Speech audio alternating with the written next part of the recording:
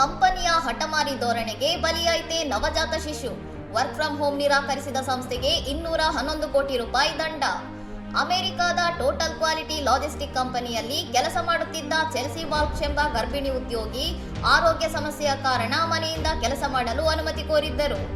ವೈದ್ಯರು ವಿಶ್ರಾಂತಿಗೆ ಸೂಚಿಸಿದ್ದರೂ ಕಂಪನಿಯವರ ಮನವಿಯನ್ನು ತಿರಸ್ಕರಿಸಿತ್ತು. ಅಷ್ಟೇ ಅಲ್ಲದೆ ಕೆಲಸಕ್ಕೆ ಬರದಿದ್ದರೆ ಸಂಬಳ ರಹಿತ ರಜೆ ಪಡೆಯಬೇಕು ಮತ್ತು ಆರೋಗ್ಯ ವಿಮೆ ಕಳೆದುಕೊಳ್ಳಬೇಕಾಗುತ್ತದೆ ಎಂದು ಎಚ್ಚರಿಸಿತ್ತು.